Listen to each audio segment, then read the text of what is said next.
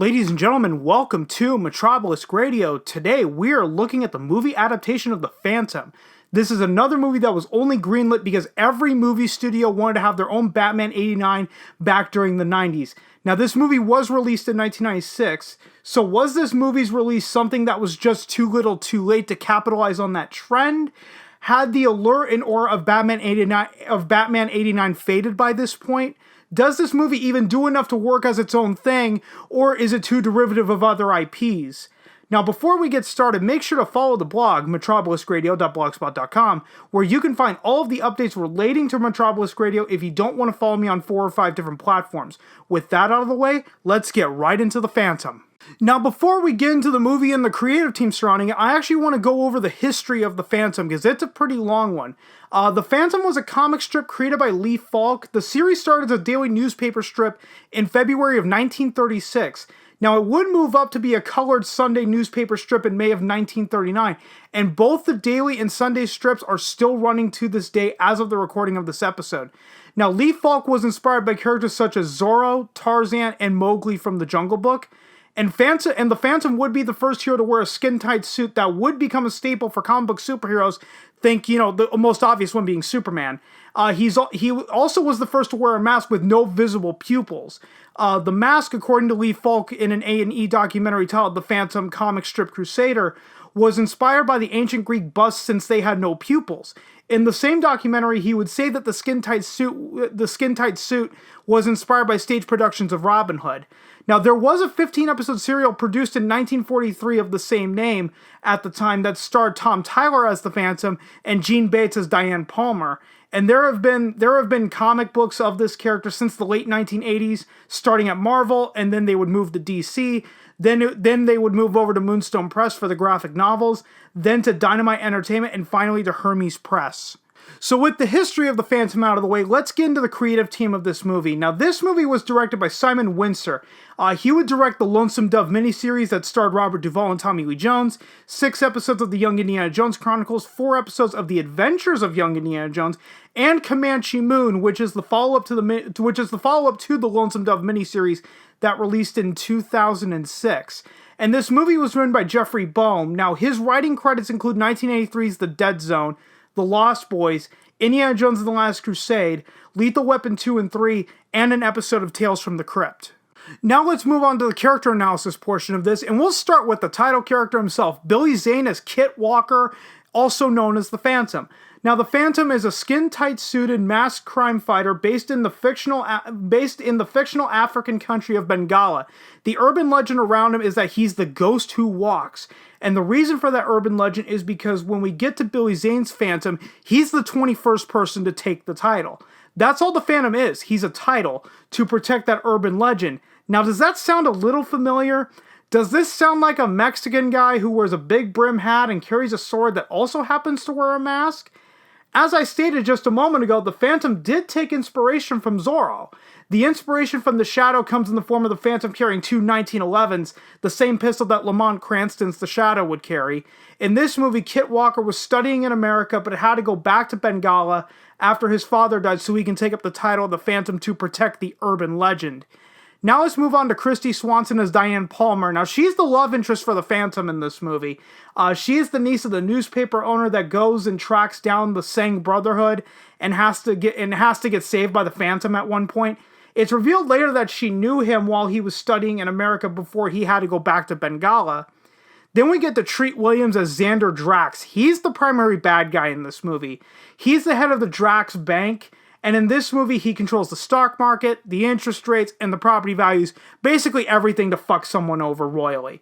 Now, he wants these skulls to get godly powers, primarily because, in my opinion, he's bored. He's got a lot of money and has already achieved the power to screw a lot of people over back in 1938. So why not go for something where you could say, where you can have a He-Man moment, I have the power! He-Man! Don't fucking sue me. Then we get to Catherine Zeta-Jones as Sala. Now, she's the female pilot who captures Diana Palmer in the beginning of the movie, and then by the end, she does a complete face turn out of the blue Up to that point, she was a villain working with Drax and Quinn. And this is where I agree with a lot of the negative criticism around this movie, because she goes from being a bad guy to a good guy with no explanation. It's just, oh, because plot. Then we get to James Ramara's Quill. Now, he's the Indiana Jones type archaeologist in the movie, and he's actually the anti-Indiana Jones. Since Indiana Jones was all about preservation and history, the whole, it belongs in a museum. Quill is a member of the Sang Brotherhood and is only finding the skull artifact in the beginning really for his personal gain and nothing else. Then we get Patrick Mcgoohan as Phantom's dad. Now, most of you might know Patrick Mcgoohan as John Drake, aka the Secret Agent Man. Now, I'm not going to play the theme for copyright reasons, but it's pretty famous. So just imagine that you're hearing it right now. Phantom's dad comes back as a figment of Kit Walker's imagination, and he actually talks to him in a few scenes. He's there, but he's not actually physically present where other characters can see him. Now let's move on to the narrative analysis portion of this, and the origin story for the Phantom is handled in the first minute of this movie, and it goes as follows. In the early 16th century, a young boy helplessly witnesses his father's death at the hands of Kabai Sang, the ruthless leader of the Sang Brotherhood who attacked their ship. The boy jumps overboard and is washed ashore on an island called Bengala, where he is found by local tribesmen who take him to their village. He is given the skull ring, swears to devote his life to the destruction of piracy, greed, cruelty, and injustice. Now, the opening of this movie is very reminiscent of Raiders of the Lost Ark, a movie based on the pulps and serials of the 1930s, just like this movie. And this movie does take place in 1938, so we're about 400 years removed from this origin story. A group of archaeologists retrieve a skull, and the Phantom chases them through the jungle, and one gets away. The second skull happens to be in New York. And the story ultimately comes down to a group of evil men known as the Sang Brotherhood wanting to retrieve the skulls of Tuganda, which grants the owner of the three the ultimate power. There's a head banker that wants to track these skulls down to fulfill his power fantasy, since I guess he's bored of manipulating the stock market, interest rates, and property values like I just stated. There's the niece of a newspaper owner, goes to the island of Bengala because the head banker threatened the newspaper. The girl learns too much and gets saved by the famine initially, but then gets captured and is taken to what is called the Devil's Vortex. And I believe that that's the Bermuda Triangle in the real world. And they go there to find the third skull to give the guy the ultimate power. The Phantom follows them there, and it leads to a big closing fight where the head banker dies, and the skulls presumably get buried underneath that island in the Devil's Vortex with the rest of the Sang Brotherhood. I mean, if this story sounds really ridiculous, just keep in mind, it's a pulp story. The Phantom is a pulp hero, so it just makes sense.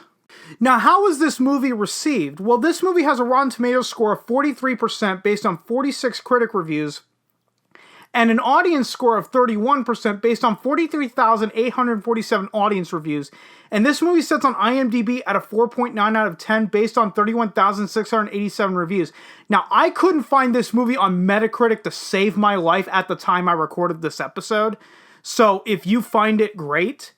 And this movie had an estimated budget of $45 million back in '96. So if we adjust that for inflation 2020 numbers, that is a budget of $73,535,564.05. And it only grossed $17,323,326 worldwide at the time. And if we adjust that for inflation in 2020, that is only a gross of $28,308,456.64. I think it's pretty safe to say that this movie really didn't make a splash at the box office at the time. Now, this movie is not terrible. However, I do feel that by this point in '96, the Batman '89 inspired movies were just getting old. Yeah, there were successes like Robin Hood, Prince of Thieves, and The Mask, but this was just one of those duds, very similar to The Rocketeer. Is the plot simple? Yes. But if that's what you're going to hang your hat on, then you really shouldn't be a fan of James Bond or Indiana Jones, since those are written like pulp stories. And I feel that this movie got recognized more over time because enough time has passed for a new generation to discover this movie. To put it into perspective, this movie came out the year that I was born. To get back to Batman '89, this probably didn't hit at the time, the Phantom, just because of an oversaturation in the market. And I'll end the episode with this.